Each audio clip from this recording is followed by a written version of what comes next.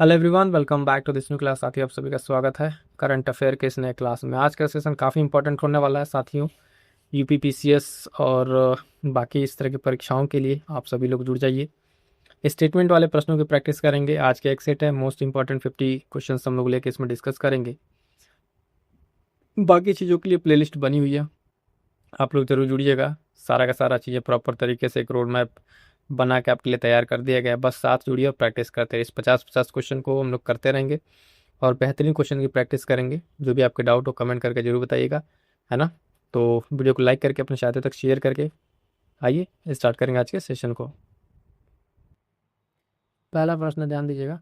कह रहा है कि उत्तर प्रदेश सुगम्य व्यापार जो संशोधन है अध्यादेश 2025, इसके संबंध में निम्नलिखित कथनों पर विचार कीजिए। ठीक है, पहला कह रहा है कि यह अध्यादेश व्यापारिक उल्लंघनों में कारावास जो आधारित दंड है उसको कम कर मौद्रिक एवं प्रशासनिक दंड को प्राथमिकता देने के उद्देश्य से लाया गया है। दूसरा कह रहा है कि अध्यादेश में कारखाना अधिनियम एवं ठेका श्रम जो अधिनियम है उसके सहित कुल 13 औद्योगिक एवं व्यवसायिक कानूनों में संशोधन किया गया है।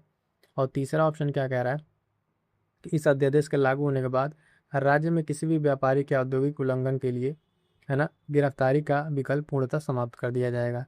बताना है इसमें आपको सही उत्तर कौन सा है। तो ध्यान दीजिएगा, स्टेटमेंट वाले प्रश्न है, आपको ध्यान से पढ़ना है और बताना है कौन सा है। अगर देखिए इसमें अगर थोड़ा सा अगर लॉजिक लगाएं अपना, तो कोई भी चीज़ जो है ना, अगर इस तरीके की स्टेटमेंट एक्सट्रीम जा रहा है, जैसे विकल्प कर रहा है पूर्णतः समाप्त कर दे, इस तरह से कोई ऐसा संशोधन नहीं आता है जिसमें किसी चीज़ को पूर्णतः कर दिया जाए, मतलब टोटली इस तरह से लागू करने वाली बात। ध्यान देंगे ये चीज़ आपका स्टेटमेंट यहाँ पर ये गलत हो जाता है। बचेगा दो, तो आप अगर आपको पता है तो ठीक है, दो सही हो जाएगा इसमें। ऑप्शन सी जो है यहाँ पर सही उत्तर हो जाएगा, केवल एक और दो। ठीक है, यहाँ पर क्या है तो इस चीज़ को आपको ध्यान में रखना है। ठीक है, अगला क्वेश्चन क्या कह रहा है, ध्यान देंगे। दूसरा मोस्ट इंपॉर्टेंट है, ध्यान दीजिएगा, है ना। बहुत बार न्यूज में था, रामसर स्थल संदर्भ में निम्नलिखित कथनों पर विचार कीजिए। भारत ने 1900 वर्ष जो 1982 में इस कन्वेंशन की अभी पुष्टि की थी। बिहार की गोगा बिल झील जो है, गोगा बिल झील भारत का 94वां रामसर स्थल घोषित हुई है। उपयुक्त में से कौन सा कथन से सही है आपको बताना है। फटाफट से आंसर कर दिए, बहुत ही इंपॉर्टेंट है ना। तो ये बिहार का गोगा बिल झील, ये भी आपको ध्यान में रखना है। इसका सही उत्तर क्या हो जाएगा साथियों, ऑप्शन सी, एक और दो दोनों सही है। क्या है, एक और दो दोनों आपका यहाँ पर सही है। ठीक है, चलिएगा आगे बढ़ेंगे। अगला क्वेश्चन क्या कह रहा है। अगला क्वेश्चन है थर्ड नंबर की हैशटैग फॉर 23 ठीक है ना। पहल के संदर्भ में निम्नलिखित कथनों पर विचार कीजिए। पहला कह रहा है यह उत्तर पूर्वी क्षेत्र का विकास मंत्रालय द्वारा शुरू किया गया एक राष्ट्रव्यापी जागरूकता अभियान है। इसका उद्देश्य सामुदायिक भागीदारी के माध्यम से हिम तेंदुआ संरक्षण में नागरिकों को शामिल करना है। ठीक है, तो ध्यान दीजिएगा, पूछ रहा है कौन सा से इसमें सही है। तो इसमें जो आपका सही है वो केवल आपका ऑप्शन दो सही है, यानी ऑप्शन बी यहाँ पर केवल सही उत्तर हो जाएगा, तीसरे का बी, कि इसका उद्देश्य जो है सामुदायिक माध्यम से हिम तेंदुआ संरक्षण के लिए नागरिकों को इसमें शामिल करना है। ठीक है, कमेंट करके बताएंगे कि किस मंत्रालय के द्वारा शुरू किया गया है। ठीक है, किस मंत्रालय के द्वारा ये मुहिम शुरू किया गया, ये आपके लिए छोड़ रहे हैं, कमेंट जरूर कीजिएगा। आगे बढ़ेंगे, अगला क्वेश्चन देखिएगा, ये भी इसी तरीके का कुछ प्रश्न है। कार्य के निम्नलिखित कथनों पर विचार कीजिए। ठीक है, और कह रहा है कि कथन एक कथन दो है, कथन कारण वाला है, जिसमें आपको बताना था कथन सही व्याख्या कर रहा है कि नहीं। पहला कह रहा है कि डोपिंग के विरुद्ध अंतर्राष्ट्रीय जो अभी समय के पक्षकारों के सम्मेलन COP10 के 10वें सत्र में भारत का पुनः एशिया प्रशांत ब्यूरो का उपाध्यक्ष चुना गया है। ठीक है, अगर आपने चीनी न्यूज़ में पढ़ रखी है। राष्ट्रीय डोपिंग जो रोधी एजेंसी है नाडा, जिसकी स्थापना वर्ष 2005 में हुई थी, भारत में डोप मुक्त खेलों को बढ़ावा देने के लिए प्रतिबद्ध है। अब देखिए दोनों स्टेटमेंट तो हालांकि सही लग रहा है, बाकी आगे देखते हैं ऑप्शंस क्या है किस तरीके से। उपयुक्त कथनों के संदर्भ में सही कथन बताना है। कथन एक और दो दोनों सही है और एक दूसरा का जो है एक व्याख्या कर रहा है। तो व्याख्या वाला कुछ ही चीज़ों में ऐसा लग नहीं रहा कि ये चीज़ व्याख्या कर रहा है, और दोनों सही है, व्याख्या नहीं है, शायद ये सही हो सकता है। एक सही और दूसरा गलत, इस तरीके का ऑप्शन है। तो दोनों ऑप्शन को फिर से आप एक बार ध्यान से देखिएगा, तो आपको समझ में आएगा चीज़ें। ठीक है, अपनी जगह पर दोनों सही है, लेकिन जो है कथन सेकंड जो है फर्स्ट की व्याख्या इस तरीके से नहीं कर रहा है कि ये वजह, कथन कारण लगा के आप समझ सकते हैं। तो फिलहाल फाइनली हम आपको आंसर बताते हैं, इसका ऑप्शन बी यहाँ पर सही उत्तर हो जाएगा, ऑप्शन बी यहाँ पर सही उत्तर हो जाएगा। दोनों कथन सही है, लेकिन सेकंड जो है फर्स्ट की व्याख्या नहीं कर रहा है। ठीक है, आगे बढ़ेंगे। अगला प्रश्न क्या कह रहा है साथियों, ध्यान दीजिएगा कि नवंबर की न्यूज़ है 2025 के दौरान जो है विश्व के मुख्य न्यायाधीशों के 26वें अंतर्राष्ट्रीय सम्मेलन में वैश्विक न्यायिक सहभागिता को बढ़ाने के उद्देश्य से किस शहर को मेजबानी का दायित्व दिया गया था। क्वेश्चन नंबर 5 है, काफ़ी इंपॉर्टेंट क्वेश्चन है, ध्यान दीजिएगा।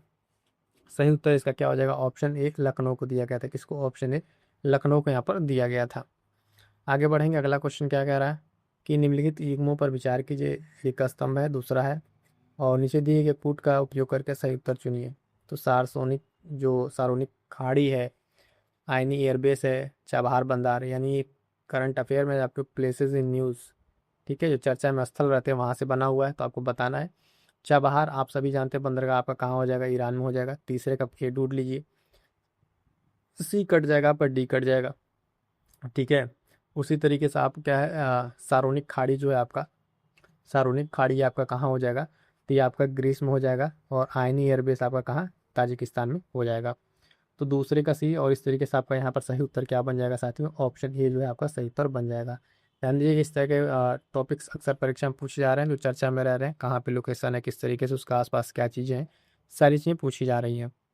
अगला प्रश्न देखिएगा, 7वें नंबर क्या कह रहा है? क्लाइम पोर्टल के संबंध में निम्नलिखित कथनों पर विचार कीजिए। यह एक एकीकृत डिजिटल प्लेटफॉर्म है। सिकोला क्षेत्र में भूमि अधिग्रहण, मुआवजा और पुनर्वास एवं पुनर्स्थापना से संबंधित प्रक्रियाओं को सुव्यवस्थित तथा डिजिटल बनाने के लिए विकसित किया गया है।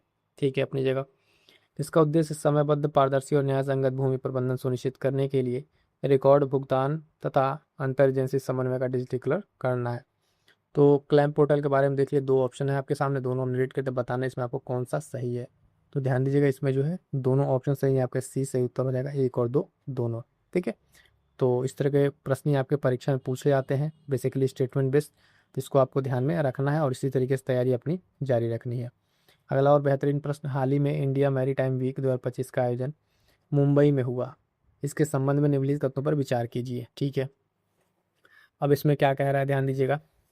क्वेश्चन नंबर 8 है, और कह रहा है इसकी थीम महासागरों का एकीकरण एक समुद्री दृष्टिकोण थी। इसका उद्देश्य 2030 तक भारत को एक वैश्विक समुद्री अग्रणी राष्ट्र बनाना है। इस तरह का जब क्वेश्चंस आए, थोड़ा सा ध्यान रखिएगा कि जो इस तरीके के उद्देश्य रहते हैं वो अक्सर गलत दिए रहते हैं। ठीक है, ये उद्देश्य आपको कंफ्यूज एग्जाम में, रियल एग्जाम की मैं बात कर रहा हूँ, वहाँ पे भी इस तरह के डेट आपको गलत दिए जाते हैं मोस्ट ऑफ द टाइम। तो इसको थोड़ा सा अगर अपना भी है तो गेस वर्क लेके काम चला सकते हैं। तो पहला तो देखिएगा बिल्कुल सही है, इंडिया मैरीटाइम वीक 2025 के बारे में बातें सही थी। पूछा हमसे सही कथन कौन सा है, तो यहाँ पर वही फिर बात आ गई कि दूसरा इस पर गलत है और पहला केवल एक सही है। ठीक है, क्या है? पहला आपका एकदम सही है। दूसरा जो आपका स्टेटमेंट है इसमें, जो 2030 है, 2030 की बात यहाँ पर नहीं की गई थी। ध्यान दीजिएगा, 2047 के तहत इसकी बात की गई थी। क्लियर है? चलिएगा, अगला क्वेश्चन देखिए, फिर से उसी तरीके का है क्वेश्चन। कह रहा हाल ही में चर्चा में रहे गोल्डन जो है सब्र नोज्ड मंकीज के संबंध में कथनों पर विचार करना है। कथन है कि चीन ने वाइल्ड लाइफ डिप्लोमेसी के अनुसार 10 वर्षीय समझौते के तहत यूरोपीय चिड़ियाघरों, फ्रांस और बेल्जियम को गोल्डन स्नब नोज्ड मंकीज जो ऋण स्वरूप दिए हैं, है ना, और कूटनीतिक उद्देश्यों के लिए वन्यजीवों का उपयोग करने की परंपरा को, जो वन्यजीव आधारित कूटनीतिक वाइल्ड लाइफ डिप्लोमेसी की नींव है, इसे सॉफ्ट पावर के रूप में लाया जाता है। फिर वही आपका यहाँ पर रहेगा कि जो है इसमें क्या है, किस तरीके से कौन कौन से स्टेटमेंट सही है, स्टेटमेंट एक और दो, है ना, क्या व्याख्या कर रहा है क्या नहीं, तो इसमें हमको बताना है। क्वेश्चन नंबर 9 में जो है यहाँ पर देखिएगा कि दोनों स्टेटमेंट सही भी हैं और व्याख्या भी कर रहा है। ठीक है, एक बार फिर से हम आपको दिखा दे रहे हैं चीज़, स्टेटमेंट ध्यान से पढ़ लीजिएगा कि इस पे जब प्रश्न बने गोल्डन सब जो श्रब नोज्ड मंकीज है, ठीक है, इस पे, तो ये कथन और कारण दोनों एक दूसरे को क्या कर रहा है? वेरीफाई कर रहा है। ठीक है, इससे ये संबंधित है। अगला देखिएगा, अगला प्रश्न क्या कह रहा है, 10 नंबर क्या कह रहा है? रानी लक्ष्मीबाई की 197वीं जयंती 2025 के संदर्भ में सही जन्म वर्ष और जन्म स्थान का संयोजन कौन सा है? तो ये क्वेश्चन थोड़ा सा फैक्चुअल हो सकता है, ध्यान रखिएगा। इसमें जो है आपका 1828 जो है वाराणसी, सी सही उत्तर यहाँ पर आपका हो जाएगा। ठीक है, अगला क्वेश्चन देखिएगा, 11 नंबर, बहुत ही बेहतरीन क्वेश्चन है, ध्यान रखना आपको। हाल ही में चर्चा में रही पैट्रियट वायु और रक्षा प्रणाली के संबंध में निम्नलिखित कथनों पर विचार कीजिए। जो पैट्रियट प्रणाली है वो जर्मनी में निर्मित वैश्विक स्तर पर सबसे उन्नत जो एंटी टैंक प्लेटफॉर्म है उसमें से एक है, और अमेरिका जो है इन मिसाइल का यूक्रेन के लिए सबसे बड़ा आपूर्तिकर्ता है। दूसरा स्टेटमेंट कर रहा है कि एक मोबाइल सतह से हवा मिसाइल प्रणाली है जो 1980 के दशक में सेवा में है। ठीक है, और इसका उपयोग विमानों, बैलिस्टिक मिसाइलों, क्रूज मिसाइलों को रोकने के लिए किया जाता है। तो बताना है आपको, जो चर्चा में थी एक पैट्रियट वायु रक्षा प्रणाली, इसके संबंध में चीज़ें क्या सही है क्या नहीं। ध्यान दीजिएगा, इसमें जो केवल ऑप्शन एक सही है, दूसरा आपका गलत है। ठीक है, सही उत्तर एक इसमें आ जाएगा, ऑप्शन ए आपका यहाँ पर सही उत्तर हो जाएगा। ठीक है, अगला क्वेश्चन देखिएगा 12 नंबर क्या कह रहा है साथियों कि लॉन्च व्हीकल मार्क LVM-3 के संबंध में कौन सा कथन सही है। 4 स्टेटमेंट दिए हुए हैं। कह रहा है कि यह 2 चरणों वाला प्रक्षेपण यान है, इसने चंद्रयान 2 और चंद्रयान 3 के जो मिशन है उसको सफलतापूर्वक लॉन्च किया। सी कह रहे इस रॉकेट का उपयोग हल्के वजन वाले जो संचार सैटेलाइट है उसके प्रक्षेपण के लिए किया जाता है। उपयुक्त में से कोई नहीं। ठीक है, क्वेश्चन नंबर 12 का सही आंसर क्या हो जाएगा, ऑप्शन बी हो जाएगा। चंद्रयान 2 और 3 के लिए उस जो चंद्र मिशन है उसको सफलतापूर्वक लॉन्च किया था, तो बी सही उत्तर हो जाएगा। LVM-3 के बारे में बात की गई है। अगला कह रहा है 13 नंबर, इसमें क्या है 13 नंबर में, क्वांटम कंप्यूटर किसी कार्य को सुपर कंप्यूटर की तुलना में घातांकीय रूप से तेज कर सकता है क्योंकि, घातांकीय रूप से तेज कर सकता है क्योंकि, तो ध्यान दीजिएगा इसमें कह रहा है कि तेज कर सकता है, तो ऑप्शन आपके सामने है। क्या इसमें सही उत्तर होगा, प्रश्न संख्या 13 की अगर हम बात करेंगे तो ध्यान दीजिए इसमें सी सही उत्तर है कि quantum computer qubits super position और एंटेंगल्ड जो है उसके उपयोग करता है और समय की गणनाएं करता है कि समय में कई गणनाएं कर सकता है, तो इसलिए तेज कर सकता है कि आपको सी सही उत्तर यहाँ पर देखने को मिलेगा। अगला प्रश्न है 14 नंबर क्या कह रहा है, सूचना प्रौद्योगिकी संशोधन जो नियम 2025 के संबंध में निम्नलिखितों पर विचार कीजिए। इसके द्वारा सूचना प्रौद्योगिकी जो है नियम 2021 विशेष रूप से नियम 3 AD में अद्यतन किया गया है और इसका उद्देश्य जो है अवैध ऑनलाइन विषय वस्तु को हटाने से जुड़ी प्रक्रिया सुरक्षा उपायों को सुदृढ़ करना है। 3 नंबर में क्या हो जाएगा, ऑप्शन आपके दिए हुए हैं, क्या दोनों सही है, एक या दो या दोनों में से कोई नहीं। 14 का सही आंसर हो जाएगा ऑप्शन सी, दोनों के दोनों आपके सही उत्तर हो जाएंगे। क्लियर है, चलिएगा अगला प्रश्न देखिएगा। NCRTC द्वारा नमो भारत कॉरिडोर पर स्थापित की गई देश की पहली सोलर ऑन ट्रैक प्रणाली किस स्थान पर ऊर्जा स्वावलंबन का उदाहरण प्रस्तुत करती है। फटाफट से आंसर कर दीजिएगा 15 नंबर का, तो दुहाई स्थित नमो भारत डिपो, ऑप्शन सी यहाँ पर क्या हो जाएगा, सही उत्तर हो जाएगा। अगला देखिए, अब क्वेश्चन आपके इसी तरीके से पूछे जा रहे हैं, आपके पीछे में किस चीज़ को ध्यान रखना है। निम्नलिखित युग्मों पर विचार कीजिए। मालाबार सैन्य अभ्यास का रखवार देश, विनबैक सैन्य अभ्यास भारत श्रीलंका, मित्र शक्ति सैन्य अभ्यास भारत और अमेरिका। कह रहा सही सुमिलित है, इसमें से कितना सही सुमिलित है फटाफट से आंसर कर दीजिएगा। 16 नंबर में आपको बता देना है ना। तो मालाबार इसमें देखेंगे अगर आप कि केवल आपका क्या है, मालाबार एक आपका इसमें सही है, बाकी विनबैक्स भी नहीं है और मित्र शक्ति सैन्य अभ्यास अमेरिका के साथ भी नहीं है। केवल एक आपका यहाँ पे क्या हो जाएगा, सही उत्तर हो जाएगा। पहले जो सिंपल सिंपल सा पूछ लेता था, अब जो है परीक्षाओं में इस तरीके से सैन्य अभ्यास डेट उसके कब हुए, क्या उसमें स्पेशल चीज़ें नई चीज़ें पूछ रहा है, तो इस चीज़ को आपको ध्यान में रखना है। ठीक है, तो इसमें केवल एक आपका क्या है, सही सुमिलित हो जाएगा। ठीक है, साथ ही साथ इसमें एक चीज़ ध्यान रखिएगा कि जो आपका ये विनबैक्स है ये भारत श्रीलंका नहीं, भारत वियतनाम के साथ होता है। किसके साथ, भारत वियतनाम के साथ होता है। और मित्र शक्ति जो है ये भारत श्रीलंका के साथ होता है, न कि अमेरिका के साथ होता है, इसलिए दोनों गलत है। क्लियर है, मालाबार सैन्य अभ्यास क्वाड के साथ ठीक है, विनबैक्स जो है आपका भारत और वियतनाम, और मित्र शक्ति भारत और श्रीलंका के साथ होता है, न कि अमेरिका के साथ। आई होप कि ये चीज़ें आपको क्लियर होंगी। अगला देखिएगा 17 नंबर क्या कह रहा है, बहुत ही बेहतरीन क्वेश्चन है, इस तरह क्वेश्चन पूछने आने की काफ़ी संभावना है। बुकर पुरस्कार के संबंध में निम्नलिखित कथनों पर विचार कीजिए। यह विश्व का सर्वोत्तम साहित्यिक पुरस्कार है जो एकल कथाकृति के लिए दिया जाता है। इससे बुकर पुरस्कार फाउंडेशन प्रदान करता है। वर्ष 2025 का प्रतिष्ठित बुकर पुरस्कार डेविड स्लेजले को उनके उपन्यास ऑल दैट मैन इज के लिए प्रदान किया गया है। पूछ रहा आपसे कौन सा इसमें सही कथन है। करंट अफेयर की प्रैक्टिस ध्यान दीजिए, आप लोग इसी तरीके के प्रश्नों से करेंगे तभी जाके आपकी जो माइंड है वो इस चीज़ों पे सेट होगा, माइंड और हैंड का कोऑर्डिनेशन बैठेगा। वनडे की तरह जो सिंपल आप क्वेश्चन सब कर रहे थे उससे तो प्लीज़ आप लोग बाहर आ ही जाइए, वरना वही वन लाइनर देख के आप लोग करते रहेंगे और चीज़ें आपके लिए यहाँ पे गड़बड़ हो जाएंगी। 17 नंबर में क्या कह रहा है, तो ध्यान दीजिएगा इसमें जो है बुकर के बारे में केवल स्टेटमेंट आपका एक सही है, दूसरा इसमें आपका गलत है। ठीक है, ऑप्शन ए केवल क्या हो जाएगा यहाँ पर सही उत्तर हो जाएगा। क्लियर है, तो ध्यान दीजिएगा इसमें जो है डेविड स्लेज ने तो पुरस्कार जीता है, लेकिन जो इनका उपन्यास है ये गलत है, फ्लेश करके इनका उपन्यास है उसको आपको ध्यान में रखना है। अगला क्वेश्चन क्या कह रहा है, क्वेश्चन नंबर 18 ध्यान दीजिएगा, इंपॉर्टेंट रहेगा। निम्नलिखित कथनों पर विचार करना है। केंद्रीय खान मंत्रालय ने नेशनल क्रिटिकल मिनरल मिशन काफ़ी चर्चा में था, NMS में भी इस पर क्वेश्चन पूछा जा चुका है, के तहत 2 अतिरिक्त उत्कृष्ट केंद्रों भारतीय विज्ञान संस्थान बेंगलुरु इलेक्ट्रॉनिक्स प्रौद्योगिकी जो सामग्री केंद्र है हैदराबाद को मान्यता दी है। और यह उत्कृष्टता केंद्र हब एंड स्पोक मॉडल पर आधारित होंगे, जिसमें शैक्षणिक अनुसंधान एवं विकास तथा उद्योग भागीदारों की विशेषता को एक ही जगह एकत्र करने की दिशा में कार्य किया जाएगा। उपयुक्त में से कौन सा कथन सही है आपको बताना है। ध्यान दीजिएगा, नेशनल दोनों ऑप्शंस देख लीजिए क्या है, केवल एक, केवल दो, दोनों या एक, दो, कोई नहीं। तो नेशनल जो क्रिटिकल मिनरल्स है साथियों, इसमें ये स्टेटमेंट 1 भी सही है, 2 भी सही है। याद रखिएगा, काफ़ी इंपॉर्टेंट है, परीक्षा में पूछे आने की काफ़ी संभावना इसकी है ना। नेशनल क्रिटिकल जो मिनरल मिशन है, उसमें 2 उत्कृष्ट इन केंद्रों को स्थापित किया गया। सिंपल सा नाम भी आपसे पूछ सकता है, तो भारतीय विज्ञान संस्थान, और दूसरा आपका क्या है, प्रौद्योगिकी सामग्री केंद्र जो इलेक्ट्रॉनिक्स वाला हैदराबाद को दिया गया है। तो यहाँ पे क्या हो जाएगा, स्टेटमेंट आपका ऑप्शन सी का सही हो जाएगा। 1 और 2 दोनों सही उत्तर हो जाएगा। आगे बढ़ेंगे साथियों, अगला प्रश्न 19 नंबर क्या कह रहा है, मॉन्ट्रियल प्रोटोकॉल के पक्षकारों की 37वीं बैठक MOP 37 नैरोबी केन्या में संपन्न हुई। पहले तो ये ध्यान रखिएगा, मॉन्ट्रियल प्रोटोकॉल का जो 37 बैठक है नैरोबी में संपन्न हुआ। अब इस बैठक में किगाली संशोधन 2016 के कार्यान्वयन पर विशेष जोर दिया गया। यह संशोधन मुख्य रूप से किस पर्यावरणीय खतरे को चरणबद्ध तरीके से समाप्त करने के लिए संबंधित है। यानी आपसे पूछ रहा है मॉन्ट्रियल प्रोटोकॉल किससे आपको रिलेट करेगा। ये ओजोन परत को नष्ट करने वाले पदार्थों के अवैध व्यापार पर रोक लगाएगा, ठीक है। क्लोरोफ्लोरोकार्बन को पूर्णतः उन्मूलन करेगा, मीथेन को उत्सर्जन को नियंत्रित करेगा, हाइड्रो जो फ्लोरोकार्बन उसके उत्पादन और उपयोग को चरणबद्ध तरीके से समाप्त करेगा, ठीक है।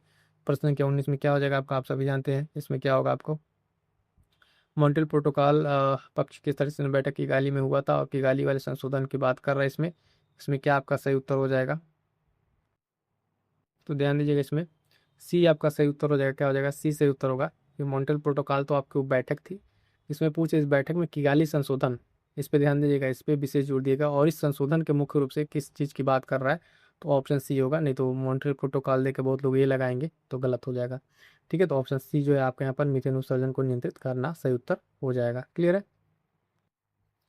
अगला क्वेश्चन है साथियों कि नवंबर 2025 को ग्रेटर नोएडा में भारत की पहली MWH scale vanadium redox flow battery का उद्घाटन किस शहर में किया गया। फटाफट से आंसर करेंगे। क्वेश्चन नंबर 20 का सिंपल सा क्वेश्चन है, तो ऑप्शन बी क्या हो जाएगा, ग्रेटर नोएडा यहाँ पर इसका सही उत्तर हो जाएगा।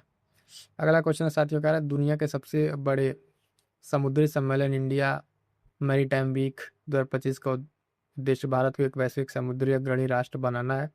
इस वर्ष सम्मेलन का विषय क्या था, सम्मेलन का विषय क्या था, तो फटाफट से आंसर करेंगे। प्रश्न संख्या 21 है ना, तो ऑप्शन इससे तो हो जाएगा थीम थी महासागरों का एकीकरण, एक समुद्री दृष्टिकोण जो है यहाँ पर आपका सही उत्तर हो जाएगा।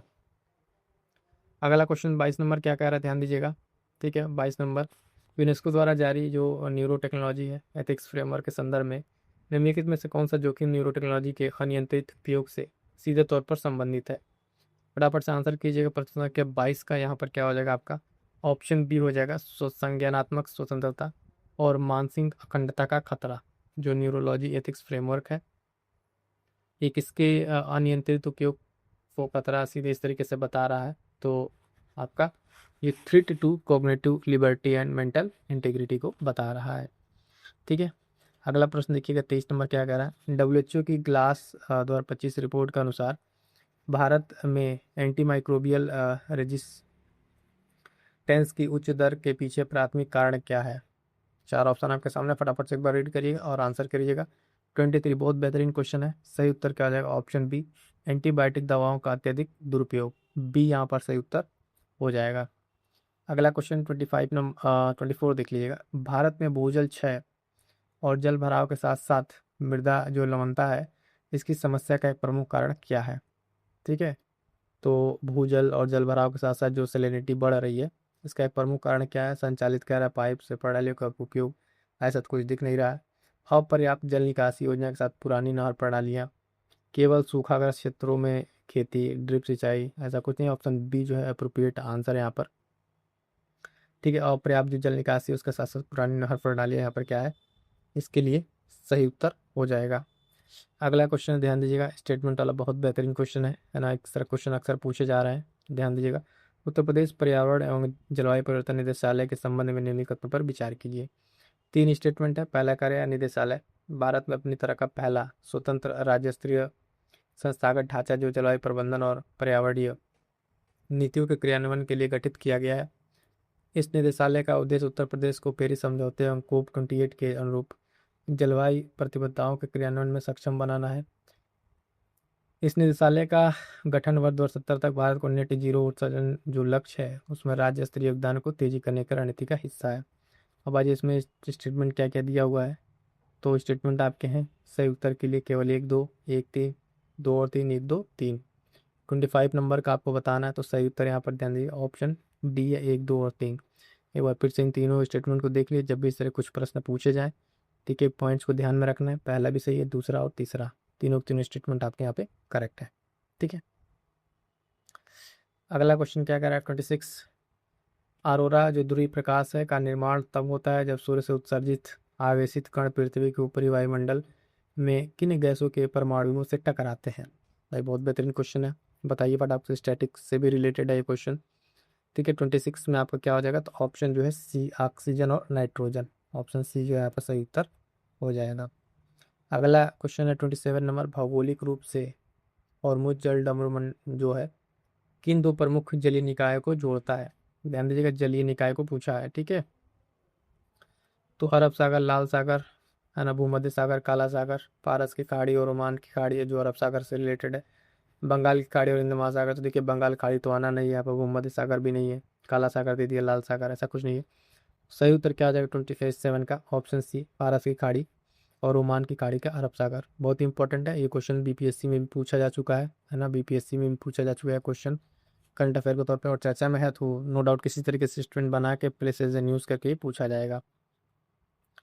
28 नंबर क्या कह रहा है साथियों कि यूरोपीय संघ यू में जो आर्फन दुर्लभ रोगों को किस व्यापकता सीमा के आधार पर परिभाषित किया जाता है। ठीक है, तो इसमें अगर आपको एकदम फैक्चुअल अगर आपको पता है तो चीज़ें क्लियर है, वरना तुक्का लगाने में थोड़ा सा दिक्कत आएगा। 28 का इसमें सही उत्तर है ऑप्शन डी। 10,000 की आबादी में जो 5 से कम लोगों को प्रभावित करने वाले जानलेवा या दीर्घकालिक रोग, तो डी सही उत्तर यहाँ पर हो जाएगा।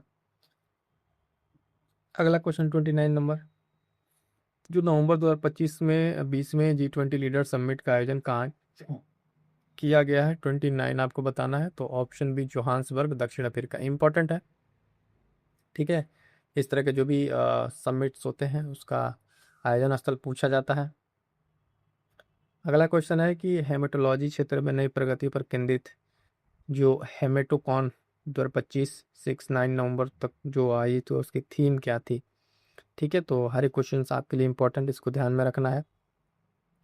तो 30 आपका इसका सही उत्तर क्या हो जाएगा, ऑप्शन सी। करंट अफेयर में एक चीज़ और ध्यान दीजिएगा, जो बहुत स्पेशल ऑप्शन आपको दिखे, ये तब की बात बता रहे हैं जब आपको बिल्कुल ना आए और आपको मारना ही मारना ऑप्शन, कहनी आप फुल रिस्क लेके बैठे हैं, तो उस केस में जब आप देखेंगे, जैसे आप अगर थोड़ा सा इन ऑप्शन को ध्यान से देखें, हालांकि एक हर बार सही नहीं होता, इस चीज़ को आप ध्यान रखिएगा, ऐसा नहीं कि हर बार वही लगाया जा रहा है, ये आपका rare of the last option बचेगा जब इसका कुछ करना हो। तो जो सबसे बड़ा ऑप्शन देखो उसको मार देंगे तो मोस्ट ऑफ द केस में वो सही होता है, ध्यान रखिएगा, हर बार के लिए नहीं है। तो यहाँ पे भी वही सी ऑप्शन, और एक करंट अफेयर के लिए सिर्फ बता रहे हैं। अगला क्वेश्चन है 31, 31 नंबर क्या कह रहा है, हाल ही में आयोजित जो सुजल ग्राम संवाद है के संदर्भ में निम्नलिखित कथनों पर विचार कीजिए। यह कार्यक्रम जल शक्ति मंत्रालय के पेयजल एवं स्वच्छता विभाग के द्वारा आयोजित किया गया। इसका उद्देश्य 12 राज्यों केंद्र शासित प्रदेशों के ग्रामीणों को प्रधानमंत्री आवास योजना ग्रामीण PMA जो जी है योजना के अंतर्गत बदलाव की कहानियां साझा करने के लिए एक मंच प्रदान करना था। ठीक है, तो 31 इसका सही आंसर जो है, इसमें पूछ रहा है कौन सा सही सही है, तो ध्यान दीजिए इसमें केवल एक सही है। ठीक है, तो ऑप्शन सी यहाँ पर सही उत्तर हो जाएगा। क्लियर है, चलिएगा अगला क्वेश्चन है, ध्यान दीजिएगा क्या कह रहा है कि भारत की प्रथम स्वदेशी जो क्रिस्पर आधारित जीन थेरेपी वीरसा 101 का प्राथमिक उद्देश्य किस रोग का उपचार करना है। फटाफट से आंसर कर दीजिए, क्वेश्चन नंबर 32 का बहुत बेहतरीन क्वेश्चन है, बहुत चर्चा में था। 4 ऑप्शन आपके सामने है, फटाफट से आंसर करिए, क्या आंसर बनेगा। ऑप्शन ए जो है सिकल सेल रोग, यहाँ पर सही उत्तर आपका हो जाएगा, क्या हो जाएगा, सिकल सेल रोग आपका सही उत्तर हो जाएगा। अगला क्वेश्चन है, कह रहा है कि 33 नंबर, भारत का 56वां अंतर्राष्ट्रीय फिल्म महोत्सव 2025 किस राज्य में आयोजित किया गया है। तो एक सिंपल सा क्वेश्चन 33 सही उत्तर हो जाएगा ऑप्शन बी, गोवा में आयोजित किया गया है। अगला क्वेश्चन 34 नंबर, GI टैग प्राप्त हिंडी नींबू और पुलियान कोडी नींबू क्रमशः किस भौगोलिक क्षेत्र से संबंधित है। यही फैक्चुअल क्वेश्चन आपको पता होना चाहिए, करंट अफेयर का बहुत बेहतरीन है, इस तरह क्वेश्चन पूछे जाते हैं मिलान के लिए भी। तो इसका सही आंसर क्या हो जाएगा, ऑप्शन सी, बीजापुरा कर्नाटक और तेनकासी तमिलनाडु से इनका संबंध है। ठीक है। अगला 35 नंबर, प्रयागराज में हुए महाकुंभ से प्रेरित जिस संगीत एल्बम को 68 में ग्रैमी अवार्ड के लिए नामांकन प्राप्त हुआ वह कौन सा है? तो ये भी आपको ध्यान रखना, sounds of Kumbh, option D है ना, कुंभ की बात कर रहा है तो साउंड्स ऑफ द कुंभ इसको नामांकन के लिए प्राप्त हुआ, अवार्ड के लिए, नामांकन के लिए, तो अब सिर्फ नामांकन के लिए हुआ, इसको ध्यान रखिएगा। मोस्ट इंपॉर्टेंट क्वेश्चन परीक्षा में छपने वाला, एकदम लगा लीजिए। नवंबर 2025 में यूनेस्को द्वारा जो क्रिएटिव सिटी ऑफ गैस्ट्रोनॉमी घोषित किया गया भारतीय शहर कौन सा है ना। परीक्षा में, आने वाली परीक्षा में प्रश्न आपको देखने को मिलेगा, बहुत ही सिंपल और छोटा सा प्रश्न है, आपको ध्यान रखना है। ऑप्शन सी जो है लखनऊ इसका उत्तर हो जाएगा, क्या हो जाएगा, city creative city of gastronomy Lucknow को चुना गया है। अगला क्वेश्चन 37 और QS world university sustainability ranking 2026 के संदर्भ में 103 भारतीय विश्वविद्यालय किस वैश्विक सूची में शामिल होने वाले इस भारत रैंकिंग में स्थान पर है? ठीक है, भारत इस रैंकिंग में किस स्थान पर है, तो ध्यान दीजिएगा 37 में आपको बताना है रैंकिंग, तो आपका क्या हो जाएगा, सी, चतुर्थ स्थान पर इसमें आपको देखने को मिलेगा। ठीक है। अगला क्वेश्चन 38 नंबर क्या कह रहा है, भारत के सर्वोच्च न्यायालय के एक हालिया आदेश के संदर्भ में सारंडा वन के बारे में निम्नलिखित कथनों पर विचार करना और बताना, इसमें कौन सा ऑप्शन आपका सही है। कह रहा सारंडा वन जो है एशिया का सबसे बड़ा साल वन है और ऐतिहासिक रूप से सरायकेला शाही परिवार का शिकारगाह रहा है। सर्वोच्च न्यायालय ने झारखंड सरकार को इसमें 21,468.25 हेक्टेयर जो भूमि है उसको वन्य जीव अभयारण्य घोषित करने का निर्देश दिया है और इस क्षेत्र में भारत के कुल लौह अयस्क भंडार का लगभग 56% हिस्सा मौजूद है। तो आपको थोड़ा सा यहाँ पर अगर आप कॉमन सेंस लगाएंगे चीज़ें आपको समझ में आ जाएंगी। पूछा है कौन सा सही है, तो कोई एक ऐसा रीजन होगा नहीं जहाँ लौह अयस्क का भारत का इतना परसेंट अकेले मिल जाए, तो स्टेटमेंट तो काट दीजिए, 3 तो गलत हो गया। ठीक है, बचा आपका 1 सही है, 2 सही है, तो ऑप्शन बी यहाँ पर सही उत्तर हो जाएगा। क्लियर है, चलिएगा आगे बढ़ते हैं साथियों। अगला प्रश्न 39 नंबर का, द लुक नामक पुस्तक की लेखिका कौन है जो 4 नवंबर 2025 को प्रकाशित हुई? ठीक है, 4 नवंबर 2025 को प्रकाशित हुई, तो बताना है द लुक नामक पुस्तिका के लेखक कौन है। 39 number, option C Michelle Obama, option C आपका सही उत्तर हो जाएगा। अगला क्वेश्चन फिर से वही, सिटी ऑफ गैस्ट्रोनॉमी, तो क्या हो जाएगा, ऑप्शन सी आपका यहाँ पर सही उत्तर हो जाएगा, लखनऊ। ठीक है, आगे बढ़ते हैं। अगला क्वेश्चन, चक्रवात मोथा के संदर्भ में निम्नलिखित कथनों में से कौन सा कथन सही है? ठीक है, निम्नलिखित कथनों में से कौन सा कथन सही है, ध्यान देना आपको। चक्रवात मोथा के संदर्भ में 41 नंबर, फटाफट से आंसर करेंगे। जिसमें क्या है, चक्रवात मोथा जो है बंगाल की खाड़ी में विकसित हुआ और आंध्र प्रदेश तट से टकराया, ऑप्शन सी जो यहाँ पर क्या हो जाएगा, सही उत्तर हो जाएगा। अगला क्वेश्चन है कि ध्यान दीजिएगा, अब बहुत चर्चा में था, भारत के राष्ट्रीय गीत वंदे मातरम से संबंधित निम्नलिखित कथनों पर विचार कीजिए और बताना है कौन सा स्टेटमेंट से, 4 ऑप्शंस के साथ है ये क्वेश्चन। ठीक है ना। और वंदे मातरम भारत की जो रचना है, वंदे मातरम में बंकिम चंद्र चट्टोपाध्याय ने की थी ये पहली बार 7 नवंबर 1700 जो 1875 सॉरी 1875 को जो है प्रकाशित हुआ बंग दर्शन पत्रिका में। जो वंदे मातरम को वर्ष 1937 में कांग्रेस की कार्य समिति द्वारा राष्ट्रीय गीत के रूप में अपनाया गया। भारत के संविधान में राष्ट्रीय जो गीत है वंदे मातरम का स्पष्ट उल्लेख अनुच्छेद 51 ए के ए में किया गया है। ऐसा कुछ आपने अगर नहीं पढ़ा है तो तुरंत काट दीजिए इस ऑप्शन को, और 3 को काट दिए, मतलब अगर आप आंसर तक पहुंच जाएंगे, ये कट जाएगा, ये कट गया। ठीक है, और वंदे मातरम जो है रविन्द्रनाथ टैगोर ने 1896 में कांग्रेस के अधिवेशन में गाया था। ठीक है, तो 42 नंबर में आपका सही, इसमें क्या हो जाएगा देखिएगा, 1, 2 और 4, तीसरा काट दीजिए, सही उत्तर आपके ऑप्शन से मिल जाएंगे, ऑप्शन ए यहाँ पर सही उत्तर हो जाएगा।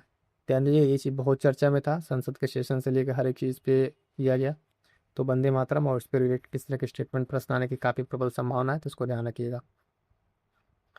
अगला क्वेश्चन क्या कह रहा है कि निम्नलिखित में से कौन सी मान्यता आर्य समाज स्वीकार करता है, मूर्ति पूजा, विस्तृत कर्मकांड, वेदों को सर्वोच्च ज्ञान का स्रोत मानना, पशु बलि का समर्थन। तो आर्य समाज के बारे में छोटा सा यहाँ पर चर्चा में था, तो 43 नंबर, तो आपका क्या हो जाएगा यहाँ पर, ऑप्शन सी, वेदों को सर्वोच्च ज्ञान का स्रोत मानता है आर्य समाज। ठीक है, अगला प्रश्न 4, राष्ट्रीय मधुमक्खी बोर्ड, ठीक है, संबंध में निम्नलिखित कथनों पर विचार कीजिए। राष्ट्रीय मधुमक्खी बोर्ड को 19 जुलाई 2000 को सोसाइटी पंजीकरण अधिनियम 1860 के तहत पंजीकृत किया गया था। वर्ष 2006 में से सचिव की अध्यक्षता में पुनर्गठित किया गया था। तो बताना है दोनों ऑप्शंस में से आपके क्या से, एक बार फिर से ध्यान से देख लीजिए। 2 स्टेटमेंट हैं और बताना इसमें कौन सा सही है। चलिएगा, इसमें 2 स्टेटमेंट और हैं, 2 ही नहीं थे, 3-4 भी है। इसका मुख्य उद्देश्य वैज्ञानिक मधुमक्खी पालन को बढ़ावा देना है। इसके माध्यम से जो परागण है और फसल उत्पादकता को बढ़ाना है। इससे देश में वैज्ञानिक मधुमक्खी पालन के विकास को नोडल एजेंसी घोषित किया गया है। यानी इस तरह के प्रश्नों में जो है चारों के चारों यहाँ पर सही हैं। ऑप्शन डी यहाँ पर सही उत्तर हो जाएगा। क्लियर है। अगला क्वेश्चन है, ध्यान दीजिएगा।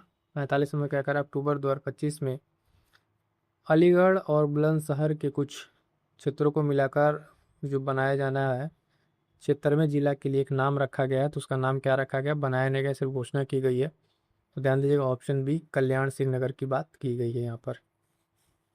अगला क्वेश्चन 46 नंबर, गुजरात के अंबाजी मार्बल के संबंध में निम्नलिखित कथनों पर विचार कीजिए।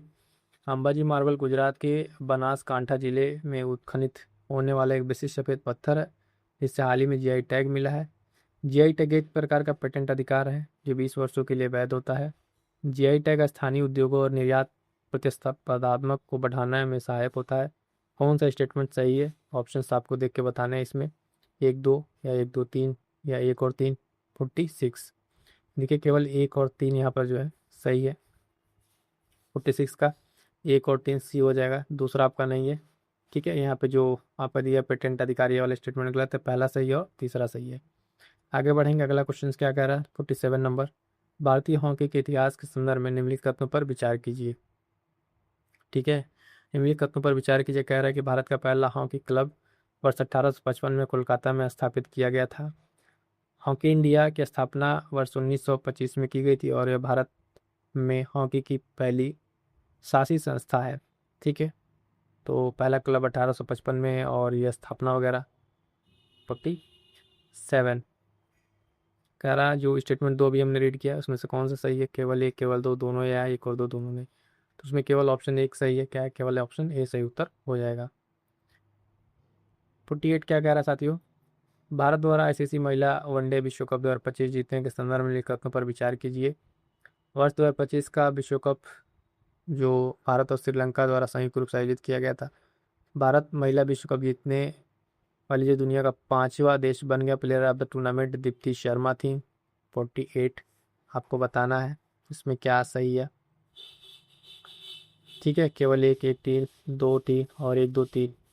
तो 48 का जो सही आंसर है आपका ऑप्शन बी है, 1 और 3। 48 का बी, 1 और 3, 1 और 3 ये आपका गलत है। इसको ध्यान रखिए, इस तरह क्वेश्चन पूछे जाते हैं। अगला क्वेश्चन है, क्लाइमेट रिस्क इंडेक्स 2026 से संबंधित निम्नलिखित कथनों पर विचार कीजिए। पीआरआई को जर्मन वॉच द्वारा जारी किया जाता है। ठीक है, क्लाइमेट रिस्क इंडेक्स शीर्ष 10 सबसे प्रभावित देशों में अधिकांश यूरोप के देश शामिल हैं। म्यांमार जैसे देशों में साइक्लोन नरगिस जैसी चरम जलवायु घटनाओं पर गंभीर प्रभाव झेला है। उपयुक्त में से कौन सा आपका सही है, 49। ठीक है, 49 का सही आंसर क्या हो जाएगा यहाँ पर, ऑप्शन बी केवल 1 और 3। क्या हो जाएगा साथियों, 1 और 3। दूसरा आपका गलत है, इसमें भी पहला और तीसरा इसमें सही है। अगला 50वां क्वेश्चन सेट का, फिलिस्तीनी लोगों के साथ एकजुटता का अंतर्राष्ट्रीय दिवस की स्थिति को मनाया जाता है। तो इसका सही आंसर क्या जाएगा, ऑप्शन सी 29 नवंबर को। ठीक है, 29 नवंबर को। क्लियर है, यहाँ तक जो है 50 क्वेश्चन आपके मोस्ट इंपॉर्टेंट करंट अफेयर के कंप्लीट होते हैं। चलिए साथियों, आज की क्लास में इतना ही। सेशन कैसा लगा कमेंट करके जरूर बताइएगा और चैनल से जुड़ जाइएगा। मिलते हैं किसी और नेक्स्ट क्लास में, तब तक के लिए थैंक यू सो मच।